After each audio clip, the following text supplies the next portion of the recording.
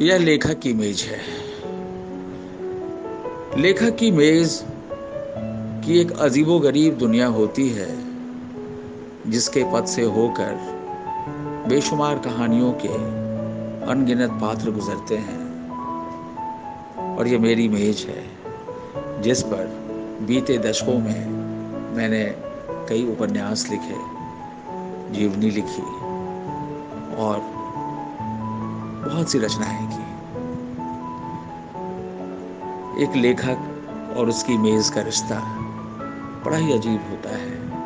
ये मेज कभी सोती नहीं और लेखक भी नींद में भी नहीं सोता है। जैसा कि कबीर कह गए हैं, सुखिया सब संसार है, खावे और सोवे, दुखिया दास कबीर है, जागे और रोवे। कई उपन्यास, मैक्लस्की गंज जो दुनिया के एकमात्र एंग्लो इंडियन ग्राम पर केंद्रित मेरा उपन्यास है, या फिर कर्नाटक के वर्षावन के बीच बसे गांव अगुम्बे की कहानी पर केंद्रित मेरा उपन्यास वर्षावन की रूप कथा, या गया बोध गया के जीवन पर केंद्रित उपन्यास गया सुरसंधान, भारत में पॉप संगीत की एक मशहूर नाम उषा उत्तुप की जीवनी हो, या फिर देश के सबसे छोटे प्रांत गोवा पर केंद्रित एक बड़े फलक का उपन्यास हो। कितने पात्रों की कहानियों से गुजरी है मेरी ये मेज। और आज मैं मैक्लस्की गंज की उस पुरानी याद में जा रहा हूँ, जाना चाहता हूँ, जहाँ वर्षों पहले शोध के दौरान वहाँ के कई एंग्लो इंडियन पात्रों, वहाँ के रहने वाले आदिवासियों, बहुत से पात्रों से मिला मैं। और आज इनमें से एक पात्र की कहानी मैं आपको कहना चाहता हूँ, और समय मिलने पर आगे भी कई पात्रों की कहानियां अपनी मेज से कहता रहूंगा। यह उपन्यास है मैक्लस्की गंज।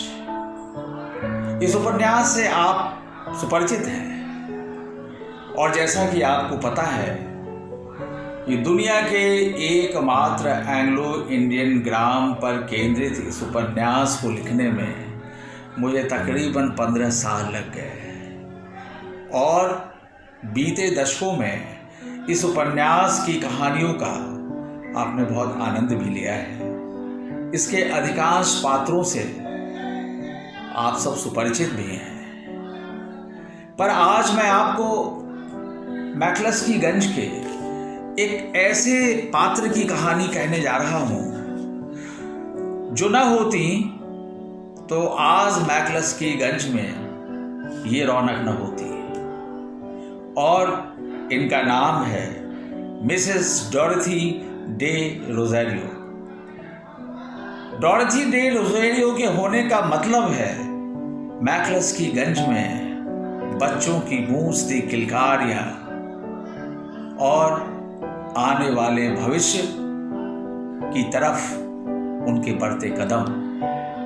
तो आइए हम ले चलते हैं मिसेस डोरथी डे रोज़ारियो की दुनिया में और उनकी कहानी में। मिस्टर अल्फ्रेड रोज़ारियो की कहानी को समझने के लिए हमें पीछे जाना होगा, क्योंकि डोरथी की कहानी को जानने के लिए हमें मिस्टर अल्फ्रेड रोज़ारियो को जानना ज़रूरी है।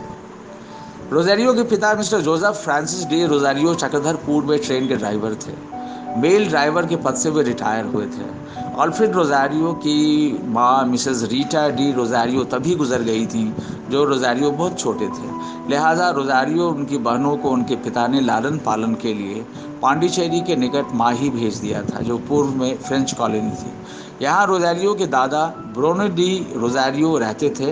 रोज़ारियो भाई में अकेले थे और 4 बहनें थीं। 2 उनसे बड़ी थीं, इसाबेल और लूसी। इसाबेल इन दिनों जमशेदपुर के पास आर्द्रा में अपने पति के साथ रहती हैं। इसाबेल के पति रेल की नौकरी से अवकाश ग्रहण कर चुके हैं। लूसी मध्य प्रदेश के गडरवारा नामक जगह के एक स्कूल में नौकरी करती हैं। लूसी के पति भी रेलवे में थे, जो अब दुनिया में नहीं है। रोज़ारियो से 2 छोटी बहनें डायना और इवान हैं। डायना तो रोज़ारियो के साथ पटना में रहती हैं और डॉन बॉस्को में पढ़ाती हैं, जबकि इवान गंज में डॉन बॉस्को के बच्चों के लिए हॉस्टल चलाती हैं। इवान के पति केरल में थे, जिनकी मृत्यु कई साल पहले हो गई। शुरू में कई वर्षों तक अपने जीवन की राह ढूंढने के लिए अल्फ्रेड रोजारियो ने काफ़ी मशक्क़त की। सन 1965 में जमशेदपुर में भी काफ़ी हाथ पांव मारने के बावजूद जब बात नहीं बनी तो रोजारियो पटना स्थित सेंट माइकल स्कूल में पढ़ाने आए। And I got off at the portico of St. Michael's, and he says, "You're the young man who's come to join?" I said, "Yes." Come, I'll show you. Your room is upstairs. इसी school में George Timothy Daniel अपनी पत्नी Daphne Daniel के साथ बतौर शिक्षक कार्यरत थे। पटना रोजारियो के लिए बिल्कुल नया शहर था। रोजारियो की निकटता डैनियल दंपति से बढ़ी। डेफनी की छोटी बहन डोरोथी, जो उन दिनों इलाहाबाद टीचर्स ट्रेनिंग कॉलेज में पढ़ रही थी, छुट्टियों में एक बार अपने बहन बहनोई के पास आई। डोरथी से रोजारियो की मुलाकात वहीं हुई। इस मुलाकात की परिणति 9 दिसंबर 1967 को दोनों की शादी के रूप में हुई। विवाह के बाद डोरथी भी पटना के सेंट माइकल स्कूल में टीचर हो गईं। सन 1973 में रोजारियो और डोरथी ने छोटे पैमाने पर पटना में खुद अपना स्कूल शुरू किया, डॉन बॉस्को एकेडमी। दोनों के अटूट परिश्रम ने कुछ ही वर्षों में रंग लाया। पटना के दीघा में ज़मीन लेकर रोजारियो दंपति ने विशाल परिसर में स्कूल की इमारत बनवाई और फिर इसके कई साल बाद मैक्लुस्कीगंज में डॉन बॉस्को की शाखा खुली। अपने देश के झारखंड प्रांत में स्थित दुनिया के एकमात्र एंग्लो इंडियन ग्राम मैक्लुस्कीगंज से बहुत से लोग परिचित हैं। यह गांव 1934 में यानी भारत की आज़ादी के पहले मिस्टर E.T. मैक्लस्की ने स्थापित किया था अपने कई सहयोगियों के साथ मिलकर। देश को आज़ादी मिली और भारतीय संविधान के निर्माताओं ने यह तय किया कि समुदाय को लोकसभा में 2 सीटें दी जाएं, यानी लोकसभा में इनके 2 प्रतिनिधि को नामजद किए जाने का, नॉमिनेट किए जाने का प्रावधान किया गया और देश की विभिन्न विधानसभाओं में इनके 1 प्रतिनिधि को नॉमिनेट करने का प्रावधान किया गया था। जब मिस्टर E.T. मैक्लस्की ने इस गांव को बसाया था तो दुनिया और देश के कोने कोने से कई एंग्लो इंडियन परिवार यहाँ आकर बसे थे और ज़िंदगी का एक नया सपना देखा था। लेकिन ये रौनक यहाँ बहुत दिनों तक बनी नहीं रह सकी, क्योंकि यहाँ कोई कारोबार नहीं था और कारोबार अगर था, कार्य व्यापार अगर यहाँ इस गांव का था तो वह सिर्फ खेतीबाड़ी थी। खेतीबाड़ी से एंग्लो इंडियन समुदाय की कोई वाकिफियत थी नहीं, न कोई उन्हें रुचि थी। लिहाजा धीरे धीरे कई एंग्लो इंडियन परिवार यहाँ से निकल पड़े और बहुत से रह भी गए। और एक वक्त आया जब मैक्लस्कीगंज एक घोस्ट टाउन के रूप में जाना जाने लगा। बिहार विधानसभा में mister Hector Angus brown Anglo Indian MLA थे। उन्होंने मैक्लस्कीगंज के विकास के लिए काफ़ी कुछ कोशिश की थी और मिस्टर ब्राउन के गुजरने के बाद बिहार विधानसभा के सदस्य के रूप में नामजद किए गए मिस्टर अल्फ्रेड डे रोजारियो, जिनका पटना के दीघा में डॉन बॉस्को एकेडमी है। एंग्लो इंडियन एमएलए होने के बाद मिस्टर रोजारियो को एक जिम्मेदारी सी महसूस हुई कि एंग्लो इंडियन गांव मैक्लस्कीगंज के लिए कुछ किया जाना चाहिए। पर इसके पीछे भी एक वजह थी।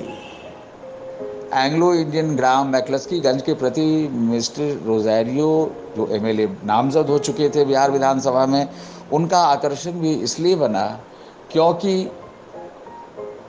उनकी पत्नी के पिता मिस्टर विल्सा वो कभी वहाँ रहा करते थे। My mother Daphne Daniel, she was a Wilshire, Daphne Wilshire.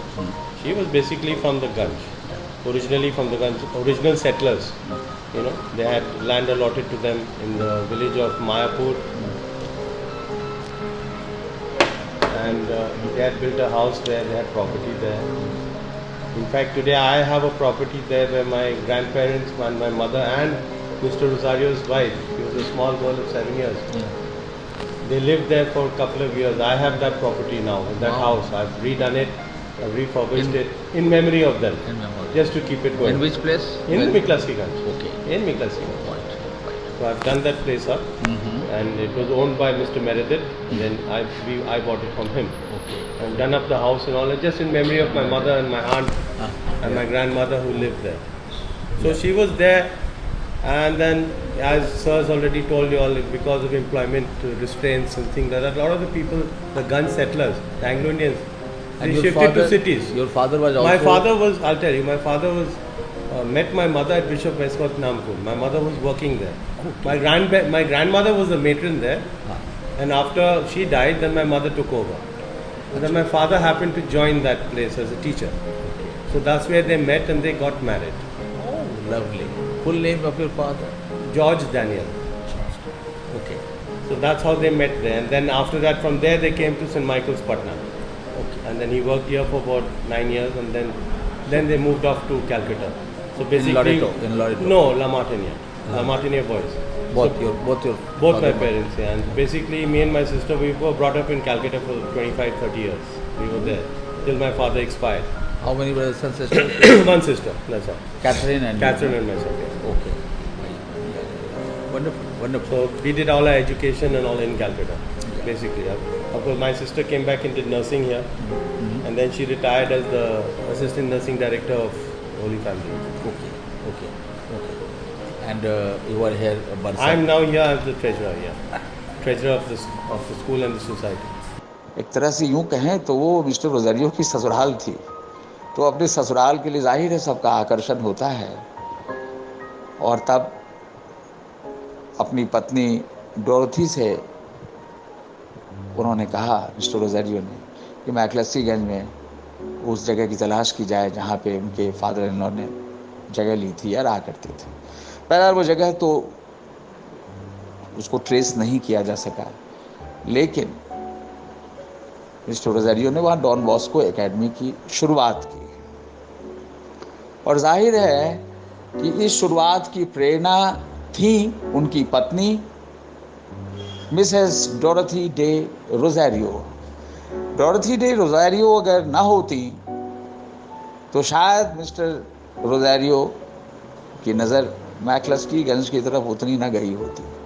लेकिन एक बहुत इमोशनल कनेक्ट था कि मिस्टर रोजारियो ने मैक्लस्कीगंज में डॉन बॉस्को एकेडमी का ब्रांच खोला वहाँ, और बच्चे वहाँ पढ़ने जाने लगे।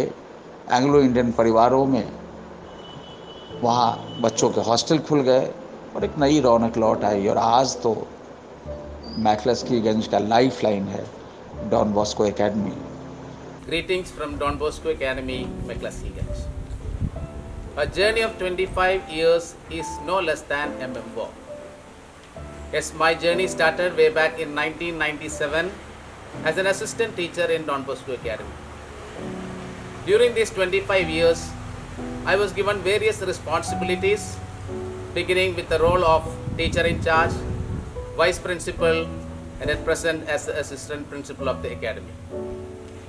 As we all know, every incredible journey faces a lot of challenges and difficulties in the beginning, but constant and dedicated efforts will take it to greater heights always.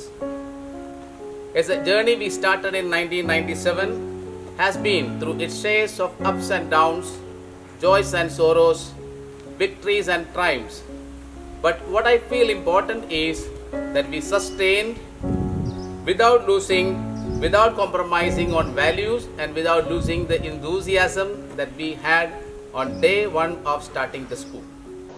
और मुझे ऐसा लगता है कि इन सब के बीच में जो नींव की ईंट हैं वो हैं मिस्टर एल्फ्रेड रोजारियो की पत्नी मिसेस डोरथी डे रोजारियो, जो बहुत ही इंट्रोवर्ट पर्सनालिटी है, बहुत शानदार पर्सनालिटी है, लेकिन वो अपने बारे में जल्दी कुछ बात नहीं करना चाहती, ना अपने बारे में कभी कुछ ऐसी तारीफ की बात होने देना चाहती हैं। पर ये सच है कि डोरथी एक रोशनी है जो चुपचाप मैक्लस्कीगंज के एक कोने में जल रही हैं और गंज फिर से रौनक में लौट आया है। A lot of work is going on. A lot of buildings are coming up. The station also is slowly reviving.